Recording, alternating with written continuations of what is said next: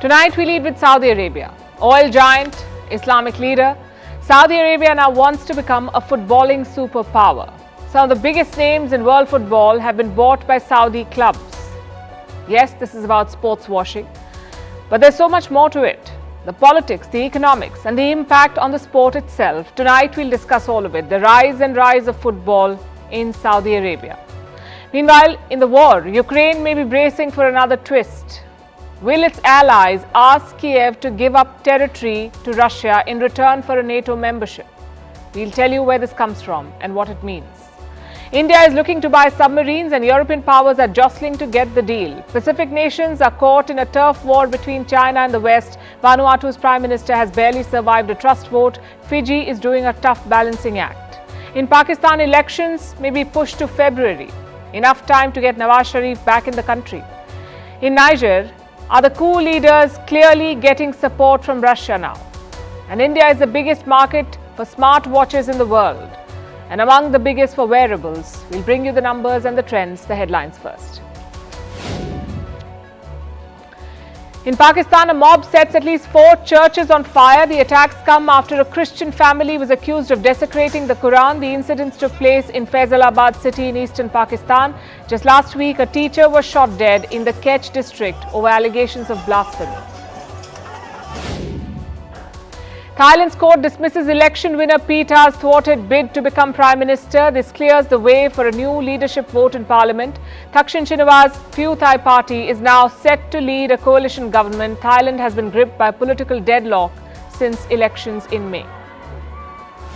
The Dutch economy slips into recession. It contracts for the second consecutive quarter. The Netherlands is the Eurozone's 5th largest economy. Meanwhile, Hungary remains in recession, contracting for the 4th straight quarter. Germany approves a draft law to legalize cannabis. It allows adults to possess up to 25 grams of it. They can also grow up to 3 plants for personal use. The bill still needs Parliament's approval. With this, Germany will have one of the most liberal cannabis policies in Europe. The Bank of Ireland apologizes for a technical problem. The glitch allowed customers to withdraw or transfer more money than what their accounts had. Some customers with no money in their accounts could withdraw up to $1,000. Now that's a glitch most of us would not mind. But no glitch in England's performance at the Women's Football World Cup. They defeat co-hosts Australia to reach the final. The Lionesses have done what their male counterparts have not been able to since 1966. England will take on Spain for the title on Sunday.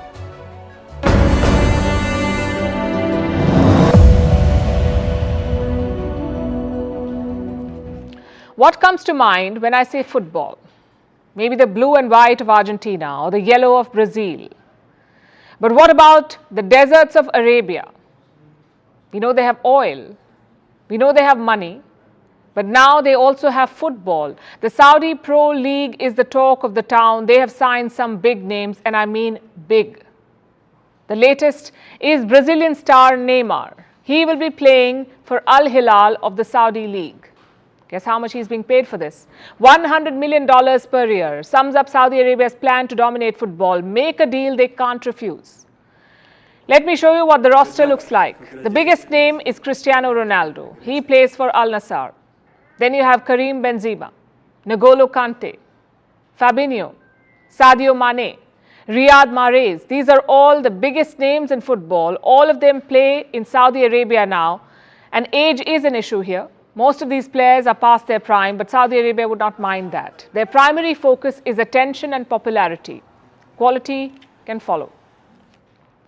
Just think about it. I'm sure some 20-year-old wonder kid from Brazil can outplay Mane or Ronaldo. But who would you pay to watch?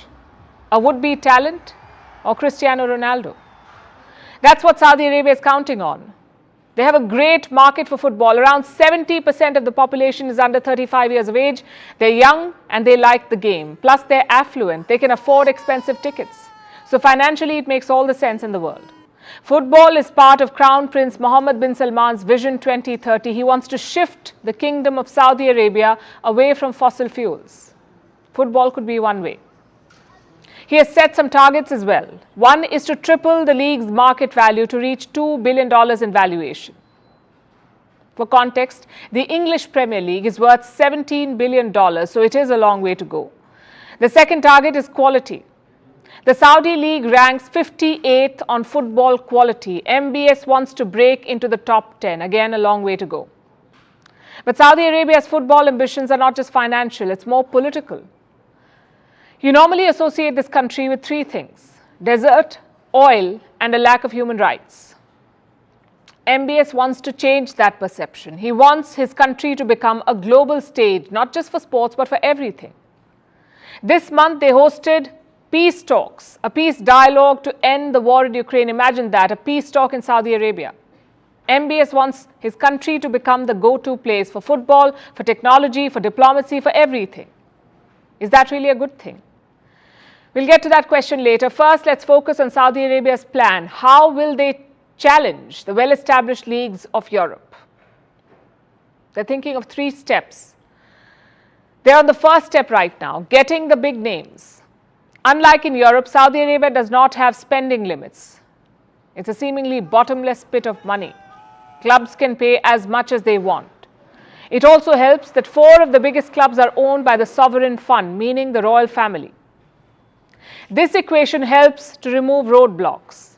Consider what happened to Cristiano Ronaldo. He has a long-time partner, but he is not married to her. Now, normally Saudi Arabia would frown upon this. You can't live in with your partner in this country. But Ronaldo is doing exactly that. How is he doing it?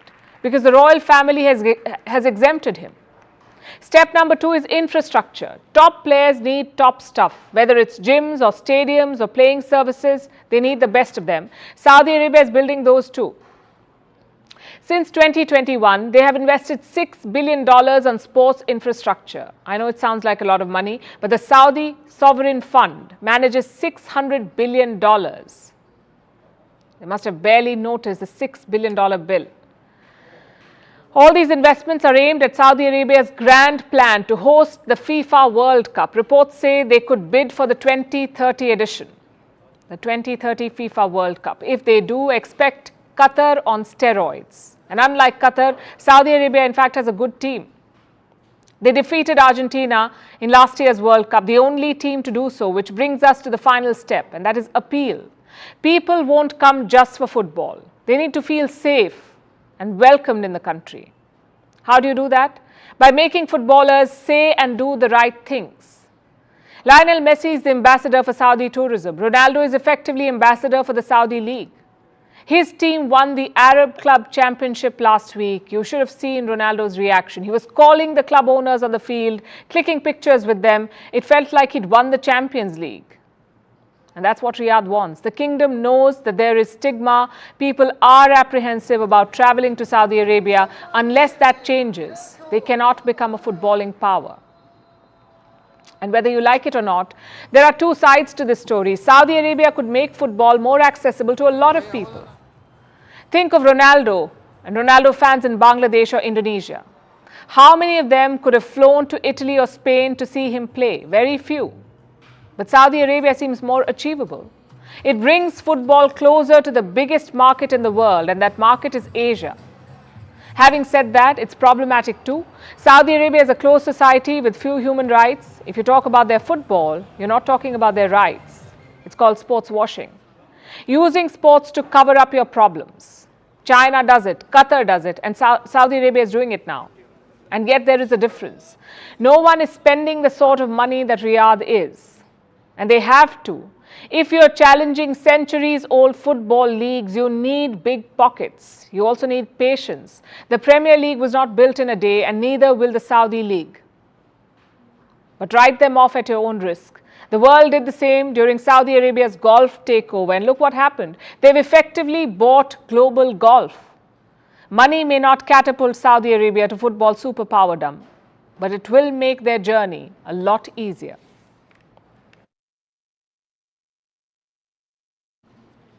Now let's talk about the war in Ukraine.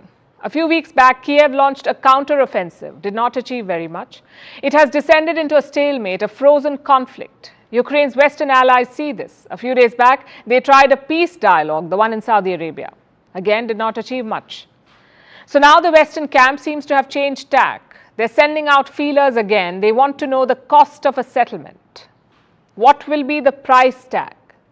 If the war were to end today, what will it take? That's what the West wants to know. Perhaps a sacrifice from Ukraine. That's what they're hinting at. Ukraine should be prepared to give up land. It's a big ask, considering we know Ukraine's stated position. They want all the territory captured by Russia to be returned to them. That's what Ukraine wants. They also want a complete integration with the Western Bloc, aka full NATO membership. That is Ukraine's wish list. But is the NATO prepared for this? Unlikely if you look at their latest statement. It comes from a man called Stian Jennison, the Chief of Staff of NATO Secretary General Stoltenberg. He has floated a suggestion. He says Ukraine should give up some land to be able to join the NATO. A Norwegian newspaper reported these comments. We have a copy. The statement is unambiguous. Listen to what it says. I think a possible solution for Ukraine could be to give up the territory in exchange for NATO membership. I'm not saying it has to be exactly like that, but it can be a probable solution. Classic kite flying. He's also made some revelations. He said the discussions have begun, that key stakeholders in NATO are involved in these discussions. They're discussing Ukraine's prospects vis-a-vis NATO. Can it join the alliance? With what kind of status and so on? These are the questions they're deliberating upon. So will they encourage Ukraine to cede territory? Well, Jennison did not say that. He said it was up to Kiev to decide when the talks should begin, under what conditions, and what the terms of negotiation should be. But will ceding territory be a part of this conversation? Other NATO members are asking this question, at least behind closed doors. They're raising this question. What about Ukraine? What is their reaction? Kiev is obviously unhappy. It has slammed the idea. An advisor to Zelensky has called it, quote-unquote, ridiculous. Listen to the full statement. I'm quoting again. That means deliberately choosing the defeat of democracy, encouraging a global criminal, preserving the Russian regime, destroying international law, and passing the war on to other generations. That is Ukraine's response. They refuse to give up land, at least for now, and they remain stuck in the conflict. With all the Western weapons and support Ukraine has got over the last 1 year, it has not been able to make the gains it hoped to.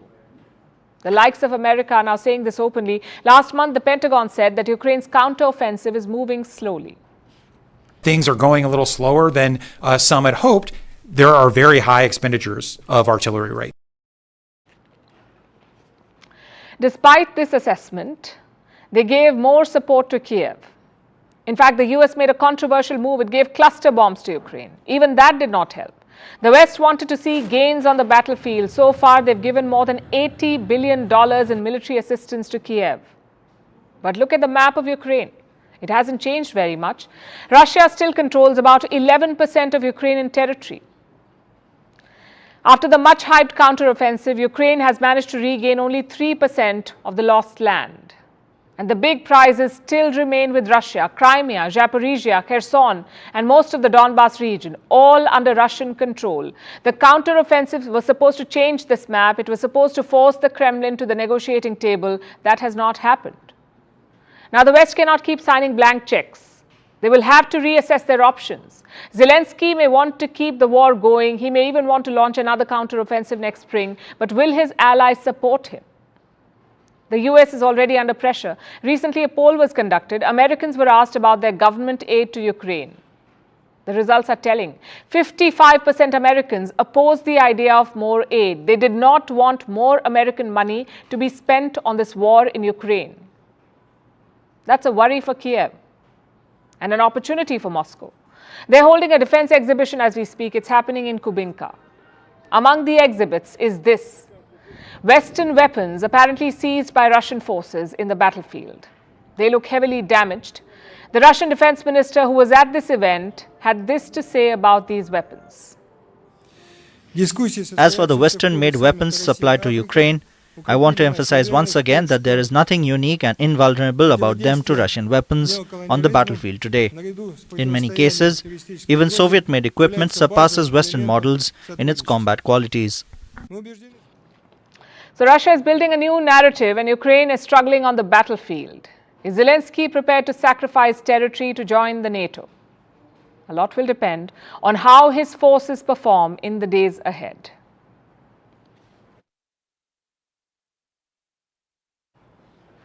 And speaking of weapons, two Western nations are vying for India's attention, Germany and Spain. They're eager to sell submarines to India. New Delhi plans to buy 6 submarines. It'll be a contract worth $4.8 billion. And who are these contenders? The first bid came from Germany, from a company called ThyssenKrupp AG, and their Indian partner is Mazagon Dock Shipbuilders. They're based in Mumbai. The second bid is from Spain. Their company is called Nevantia. They have a partnership with Larsen & Toubro.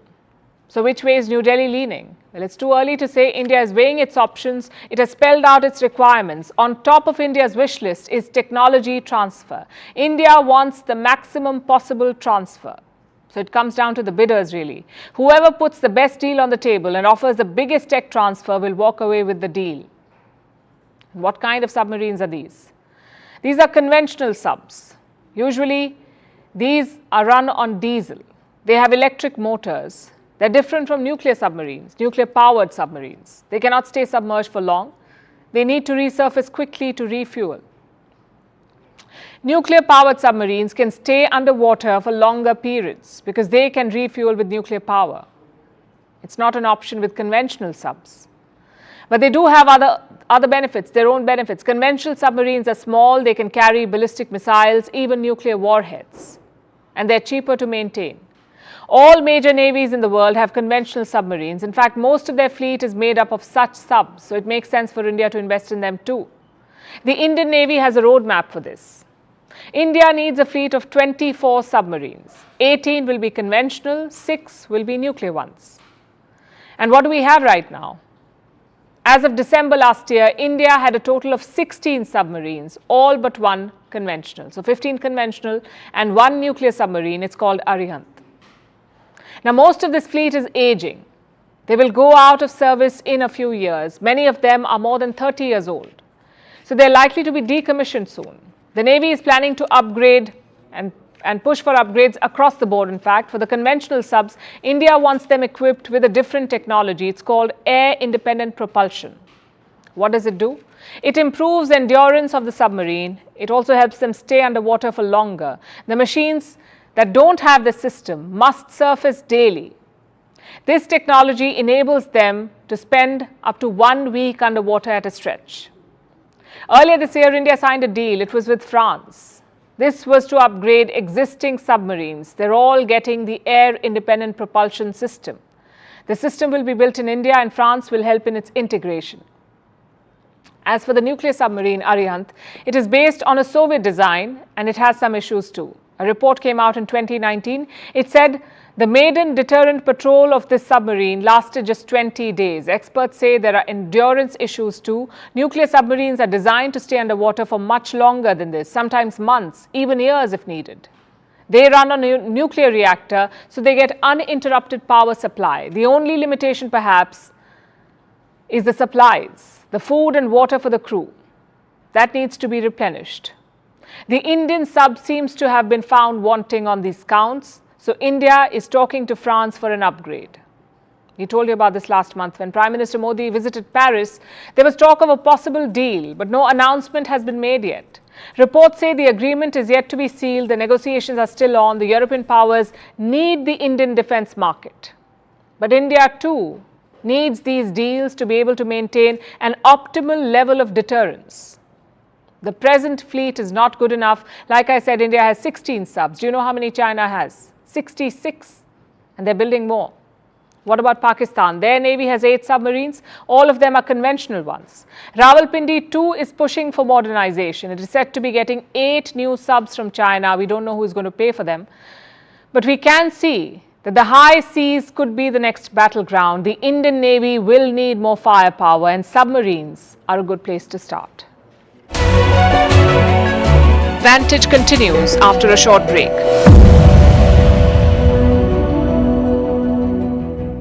Surely there needs to be, counseling for these students, and whoever needs academic help in bridging the gap between state board syllabus and the NEET exam, that academic help needs to be extended to them. But to say that you know, in 26 out of 27 states or in 27 out of 28 states, you can have NEET and all students there are undertaking that NEET, including in Tamil Nadu, by the way. But we don't want NEET in Tamil Nadu because some students are committing suicide. That is politics. You would rather, you know, extend psychological help, educational help to those students who are finding it difficult to bridge the gap, rather than say that, you know, one exam does not apply to us or to our state. Zaka, your premise is wrong. It's totally flawed. We are not opposing NEET just because there was suicides. There are suicides. We are opposing NEET because it is anti-federal. We are opposing NEET because it is anti-poor. These are the reasons why we oppose NEET. And it totally ignores the academic qualifications, what they had undergone until +2. You just clear NEET, you are qualified to become a doctor. We are opposing that. And why should see what is good for the goose is always good for the gander, but not in every case. Why should we follow what is happening in every other state? Because Tamil Nadu is unique. We have more medical colleges, we have a better infrastructure than in any other state. In the last 70 years, we were able to bring out the best doctors. We were able to handle corona in a wonderful way. That is because of the system we are following here. And why should the central government, the union government sitting there in Delhi decide what a student from Kanyakumari should do? That is why we oppose NEET. But Saravanan, once again. Yeah.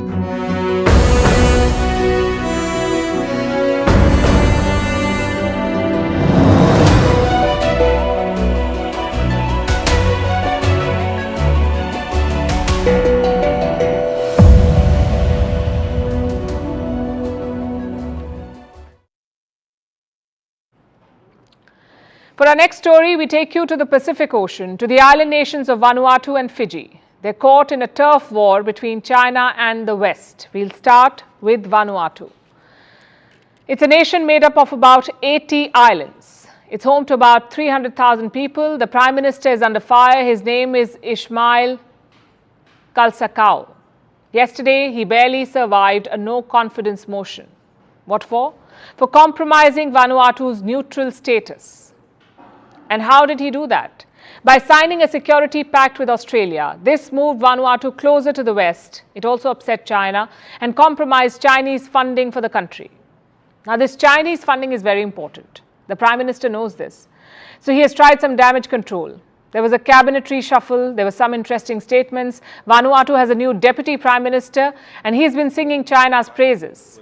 The Prime Minister too posted something on Facebook recently, a thank you note to China for sending a hospital ship. It was greeted with much fanfare. So you see what's happening here. The Prime Minister is trying to strike a balance, but pro-China leaders in the opposition went after him and almost succeeded. The PM lost the no-confidence vote 23 to 26, but luckily for him, the opposition did not get the minimum 27 votes needed to force him out, so he survived by a whisker. And yet this episode shows China's influence in Vanuatu. The Prime Minister is not out of the woods yet. More challenges will follow. He'll have to watch his back. Meanwhile, in neighboring Fiji, an unusual defense summit is taking place. It's their 25th annual defense meet. 25th. So why unusual? Because of the attendees. The summit is being co-hosted by Fiji's military forces and the US Pacific Command. They've invited a total of 33 countries. Among them is China. It's a strange situation if you picture it.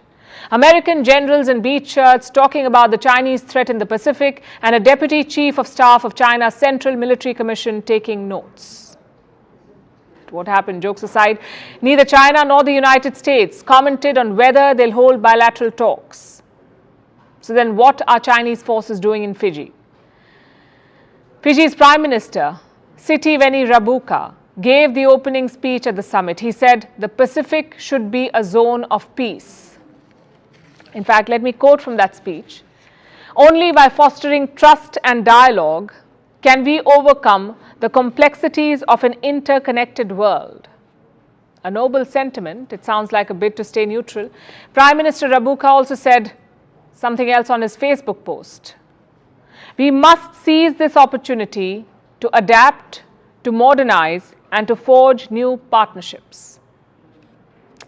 Is he talking about all nations becoming friends and getting along?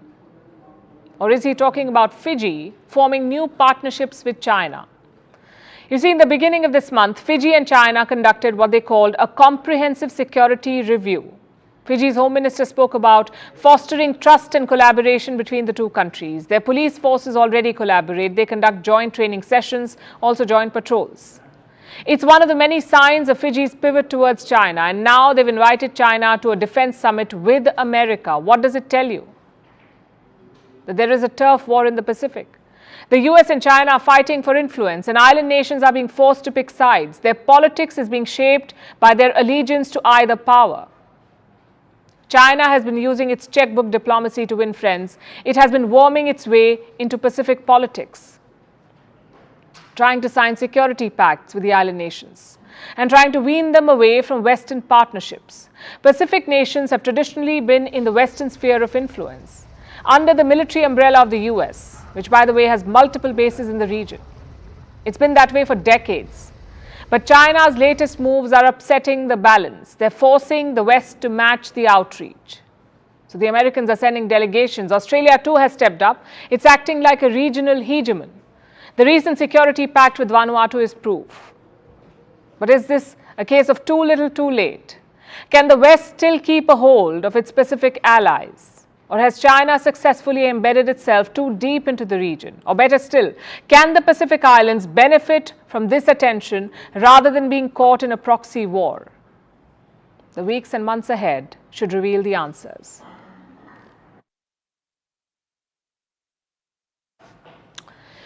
On to Pakistan now. Their general elections may not be happening this year. That's right. After all the hue and cry, after all the arrests and crackdowns, the polls may not even happen. We are not the ones saying this. Their former Prime Minister Nawaz Sharif is. He's sitting in exile in London, but all his attention is back home. Nawaz Sharif, as many of you would know, is the chief of the ruling party in Pakistan, the PMLN, Pakistan Muslim League Nawaz. A leader from his party was asked about the possibility of his return, and this is what he said.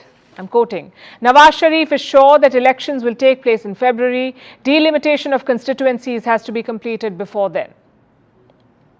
Two questions here. Why would the elections be delayed? And when will Nawaz Sharif return? Let me answer the first question first. Elections will be delayed because of the census. Pakistan carried out a digital census in the month of May this year. The population count, the age count, all of it. Now, after each census, the government has to notify it. When did the Shahbaz Sharif government do that? When did they notify the census? In the first week of August. So now there is work to be done. If the population has changed, constituencies must be redrawn or in some cases expanded. All of this could take around 4 months. And in case you're wondering, no, this is not optional. The Election Commission cannot hold elections with outdated numbers. So what's the way out? The Sharifs seem pretty clear about it. Finish the update, then conduct the election. Of course, they would say that. They need more time to set the stage for Nawaz Sharif's return. Pakistan may call this a technicality, but let's be clear, this is a subversion of democracy, or at least whatever was left of it, of their democracy. Pakistan's parliament dissolved last Wednesday, so elections should have been held within the next 90 days, meaning sometime in November. That's when they should be held. This is what the law says. But if you're redrawing constituencies, forget about that timeline. Elections will now be pushed to 2024. And what is the point of this delay? Helping Nawaz Sharif return is one part of it. The second part is sealing Imran Khan's fate. He has been jailed in a corruption case, but his appeal at the Islamabad High Court is still pending. Ideally, the army would like to remove him from the picture, make sure he's run out of options. Maybe that's why they're delaying the election. As for Nawaz Sharif, his return was always on the cards. The only question was when. His brother and former Prime Minister Shahbaz Sharif said September. He also said that Nawaz Sharif would be Prime Minister if they returned to power, if their party came back to power. Nawaz Sharif would be at the helm. So why hasn't he taken the flight yet? Why is he still in London? Because of legal problems. Nawaz Sharif was banned from holding public office in the year 2018. It was a lifetime ban. A ban he could not even challenge. There was no law to question the verdict of the Supreme Court in suo motu cases. What are suo motu cases? These are cases which the court takes up on its own. In such cases, the top court's decision was final, no appeals. But now that may not be the case, and I want to underline the words may not be the case. Because in the month of May, Pakistan's parliament passed a new law. It gave people the right to review verdicts in suo motu cases, meaning you can appeal. Now, technically, this would have helped Nawaz Sharif, but last week, the top court in Pakistan struck down this law. They said it's unconstitutional. So, if Nawaz Sharif returns, he faces a legal confusion. Is he still disqualified, or can he contest? Can he challenge the verdict, or will he go to jail? There is no clarity. His brother Shehbaz Sharif has an answer. He says Nawaz Sharif will face the law and lead the party. How about that? It will be interesting to see how this unfolds in Pakistan. Shehbaz Sharif has done his bit to make his brother's return possible. He passed a law to permit judicial reviews. He also outlawed the idea of lifetime disqualifications. The new limit is now 5 years. A politician can be barred for 5 years, not more than that. Sharif has already completed 5 years. But then again, who knows? Maybe the court will strike that down too.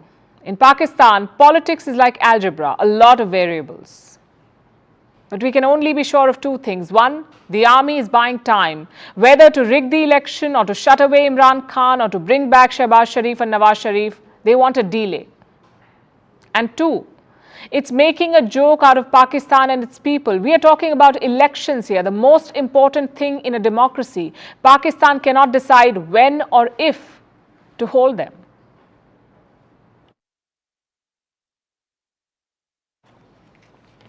And since we're talking about democracies in distress, let's look at what's happening in Niger. It's been a busy week for them. Militants have attacked Niger's armed forces. At least 17 soldiers have been killed. Meanwhile, the country has cut all diplomatic ties and is trying to forge new ones. It has recalled its ambassador from Ivory Coast. The new prime minister, appointed by the junta, has gone on a visit to Chad. A militia supporting the coup is beginning to take shape, and the junta chief in neighboring Mali is dropping cryptic hints about Russian support. I said a lot of developments. Also tomorrow, the generals of the West African bloc ECOWAS will meet in Ghana. They're expected to decide on the way forward. Will they attack Niger to force the military to reinstate the deposed president? A lot of geopolitical moves to track here. At the same time, the situation inside Niger is devolving into chaos. At this rate, powers outside Africa may soon get involved. Here's a report.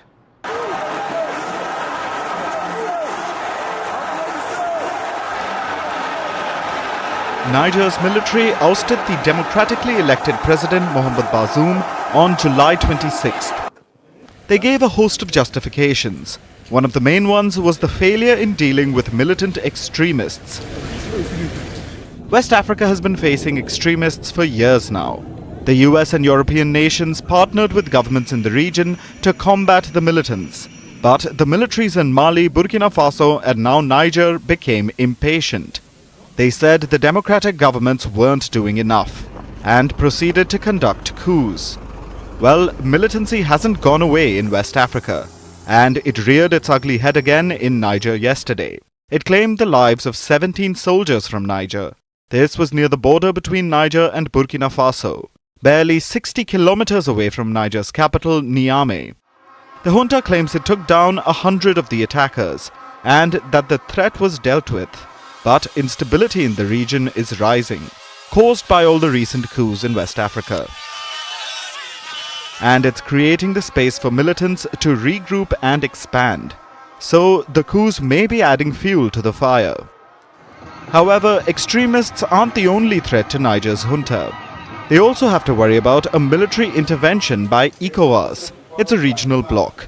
ECOWAS is short for Economic Community of West African States. And the group threatened to invade if President Bazoum wasn't reinstated. The deadline was about 10 days ago. But ECOWAS hasn't marched on Niger yet. They've set up a standby force. And the military chiefs of ECOWAS nations are meeting tomorrow. But there's no definite sign of an impending intervention. There are three factors behind this. One is local sentiment. Nigeria currently chairs ECOWAS, and Nigerians, especially from the country's north, share close ties to the people of Niger. Leaders from northern Nigeria have been trying to prevent a conflict. They've been trying to deepen diplomatic channels between Niger's junta and Nigeria. The second factor pausing the military intervention is the West. The US and Europe are still holding out hope for a diplomatic solution. When the deadline to reinstate Bazoum expired, Germany and Italy appealed for calm. Yesterday, the US weighed in. We remain very focused on diplomacy for achieving the results that we want, which is the return to the constitutional order. And I believe that there continues to be space for diplomacy in achieving that result. US Secretary of State Antony Blinken says there's still space for diplomacy. But the US also believes that the space is shrinking. And if Niger's junta goes through with its threat to prosecute President Bazoum for high treason, that diplomatic space may close completely. Niger's junta knows this, so it's been trying to gather allies, which is the third thing preventing the military escalation.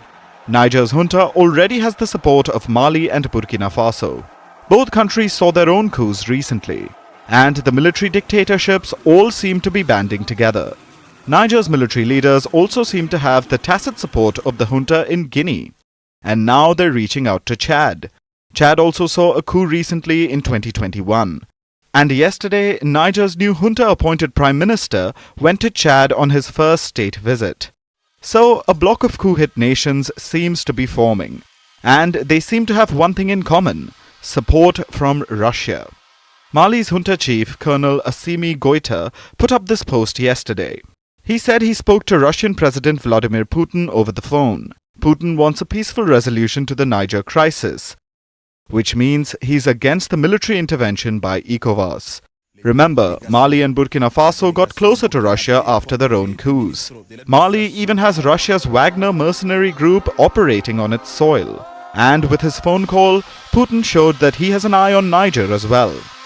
So these three factors, local sentiment, the Western push for diplomacy, and the support of pro-Russia juntas in West Africa, these factors have created a tense status quo in the region. So the ECOWAS generals have to think carefully. Any change to this tenuous situation may cause West Africa to erupt in war. And it's likely that the fires won't stay in the Sahel alone.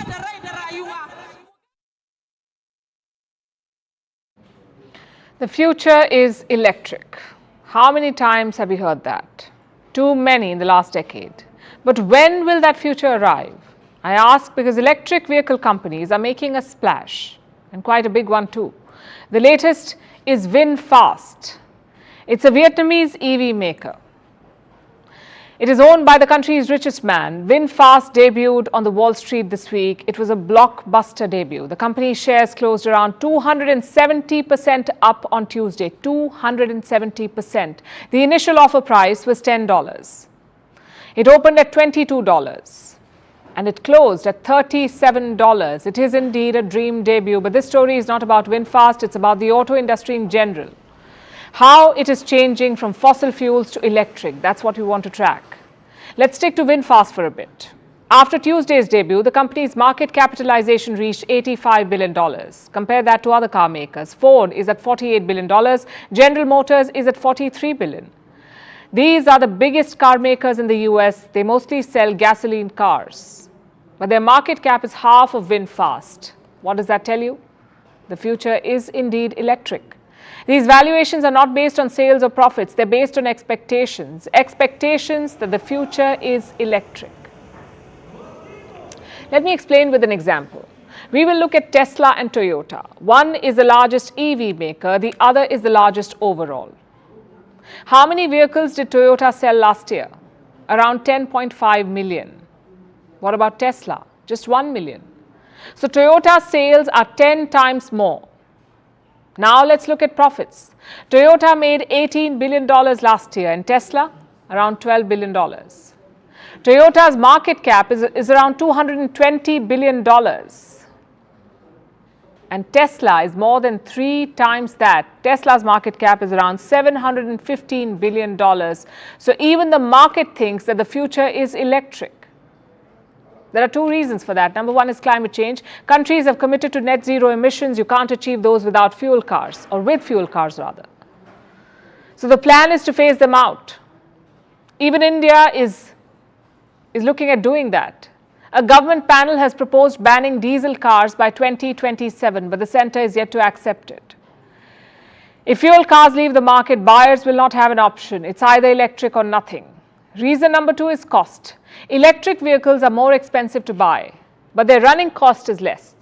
The average cost of a petrol car in India is 8 to 10 rupees per kilometre. That's the average, 8 to 10 rupees per kilometre. What about EVs? Just 1 to 2 rupees. So in the long run, you will end up saving more. You also get tax SOPs and subsidies for buying electric vehicles. So why aren't more people buying them? Well, if you look around, there aren't many options. That's one problem. Here in India, the average price tag of cars is around 7 lakhs. It's the national average, 7 lakh rupees. But a Tesla, if it comes to India, will cost you somewhere close to 50 lakh rupees. There is simply no comparison. The other problem is charging. You may spend around 5 to 10 minutes at the gas station, but EV charging takes a lot more. And to make things worse, there are fewer stations. India has around 7,000 EV charging stations. Compare that to petrol pumps. We have around 80,000 of them.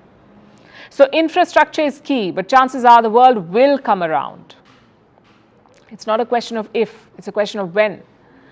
If you don't believe me, just look at the Germans. They're supposed to be the best car makers in the world, but even the Germans are going electric. BMW says EVs will make up 50% of their sales before 2030. Audi is launching 10 EV models by 2026, and Mercedes is planning to go 100% electric by 2030. So the writing is on the wall. Both customers and car makers realize this. In 2020, just 5% of the cars sold were EVs. In 2021, it was 9%. And last year, 14%. This is massive growth for any industry. The likes of Tesla and VinFast have a head start here, hence the higher valuation. But the traditional car makers are catching up. When they do, things will get more interesting. Will the sky-high valuations remain, or will they be cut to size? Either way, India too needs to think about EVs. We have dozens of startups focusing on this technology, but let's face it, it's a long shot.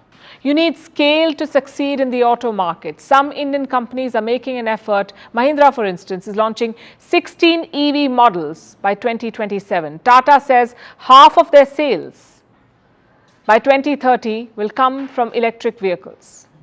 The idea is to make them affordable and efficient. But all of this falls flat if the government does not get on board. There is no point using an EV if electricity is coming from a coal power plant. You need green power. You need more chargers. Only then will the future be electric.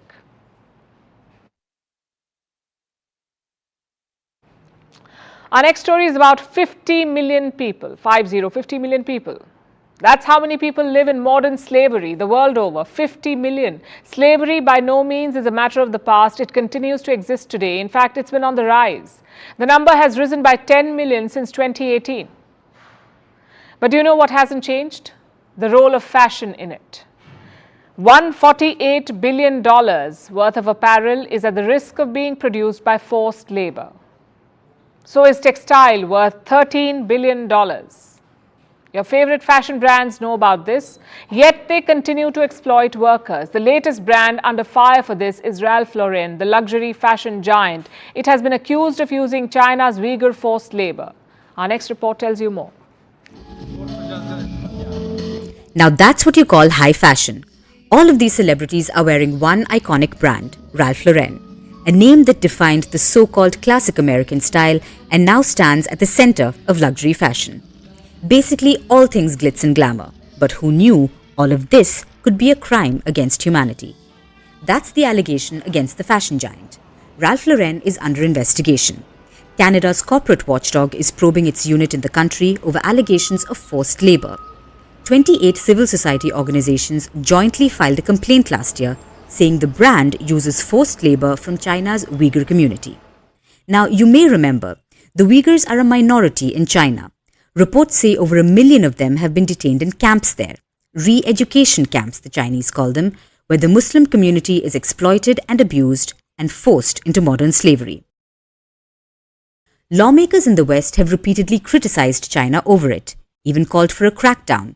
They call the treatment of Uyghurs in China a crime against humanity.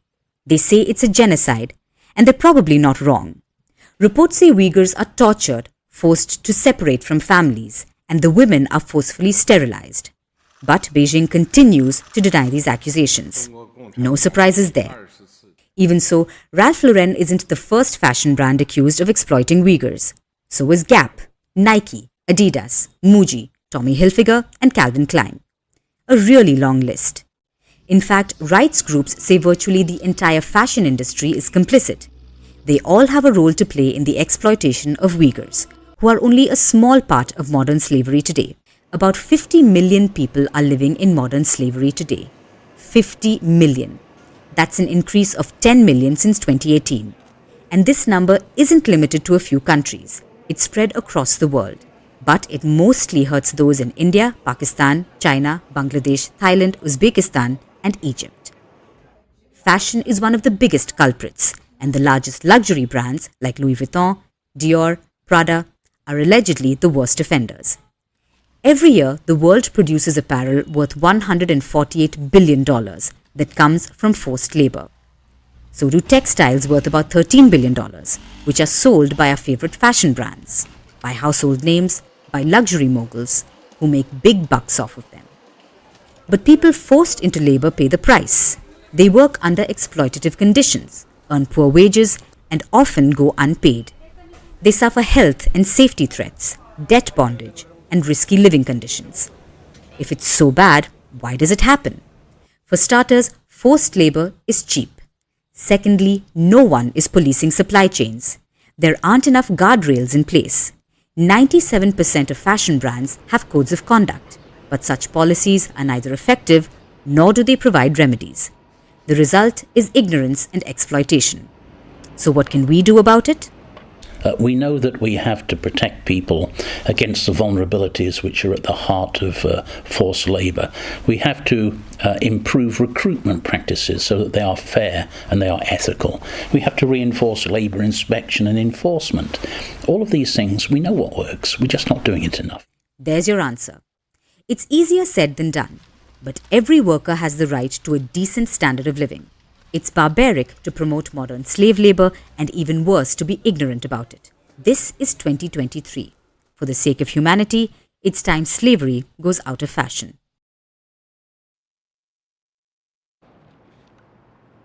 For our last story tonight, let's talk about technology. No doubt it makes our lives easier. It started with a simple wheel. It helped us go from one point to another. Wheels made travel much more efficient.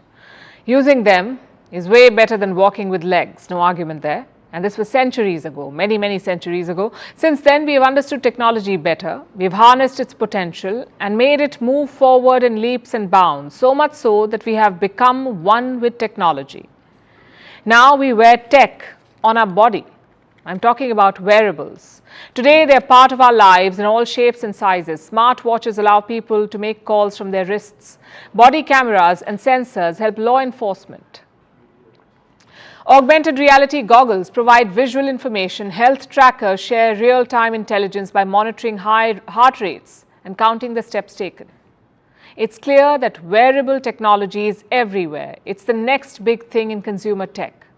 Its global market is expected to reach $186 billion by 2030. Do you know what is the next big thing for the wearables market? India. It is already one of the largest markets in the world. Last year, 492 million units were shipped globally. 492 million units were sold.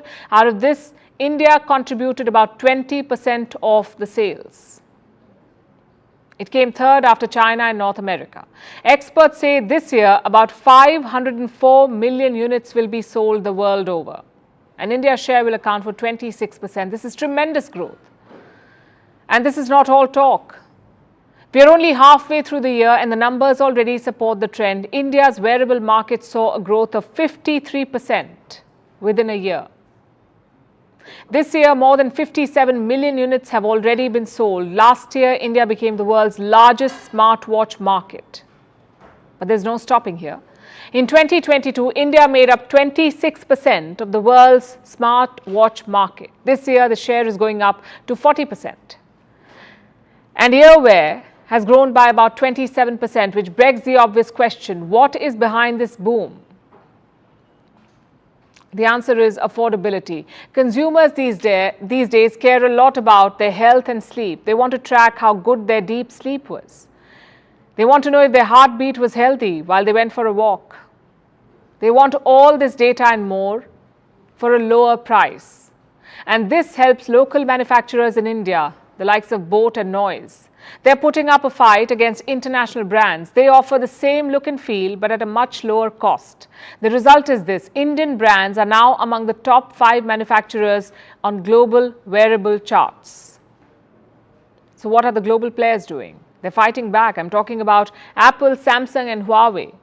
They have increased their shipments in India. They must compete here. It is, after all, one of the largest markets in the world and only growing year after year. But so far, the international brands have failed to beat the local players. Look at the numbers. In one quarter, the average price of smartwatches has dropped by 45% in India. In 1 year, the average price of wearables has dropped by 23%. So Indian companies are in a good place. But if they want to dominate the global market, they must plan ahead. By 2030, eyewear and headwear are expected to register the second fastest growth. Remember, India already dominates the smartwatch market, but brands like Alphabet and Apple are ahead in other areas. India needs to increase adoption of virtual reality headsets, also smart hats. Another challenge is cost. So far, low prices have helped growth in India, but it also poses a problem. Prices are already at their lowest, so brands will have to differentiate themselves. They'll have to focus on research, improve accuracy, provide something new and unique to the customer. You see, when it comes to wearables, India is already close to the finish line, but the market is changing constantly. Products like smart rings will be launched soon. The consumer is ready to experiment and evolve. Indian companies will have to keep pace with them. The focus so far has been on the wrists, but to become the world's best, Indian players must take new risks. It's an exciting space to be in. And now it's time for Vantage Shots, images that tell the story. We are starting with India. Nature's fury is wreaking havoc in the state of Himachal Pradesh. Heavy rains and landslides led houses to collapse. In Spain, a massive wildfire is burning across the Canary Island. The situation on the ground has gone from bad to worse. In Italy, sudden flooding caused an alpine stream to burst its banks. 6 people have been rescued. And finally, we're taking you back in history. On this day in 1977, the king of rock and roll, Elvis Presley, died. He was just 42 years old when he died because of a heart attack, but his melodies and his flamboyant personality lived on. We are leaving you with that. Thanks for watching. We'll see you tomorrow.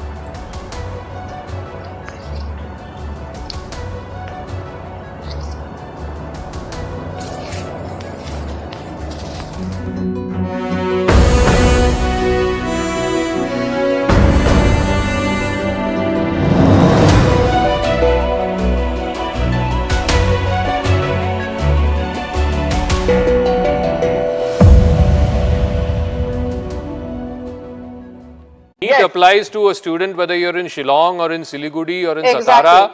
Why should it not apply to a student coming from Kanyakumari?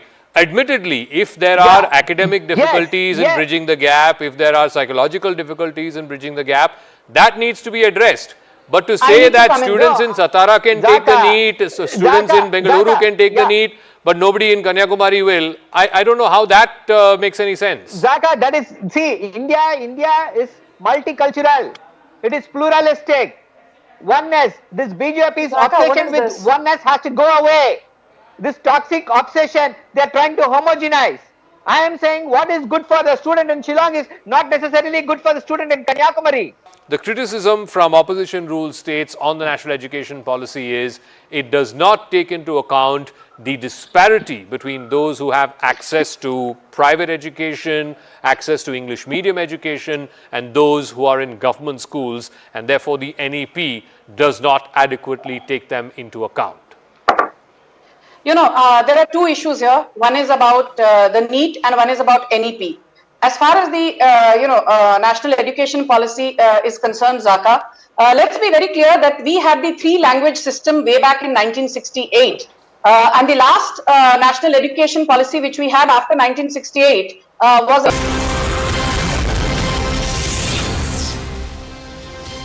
A very warm welcome. You're watching Breaking on News 18. I'm Akanksha Swaroop. We dive into the segment with some breaking inputs coming in as far as BJP's significant lead on Chhattisgarh is concerned.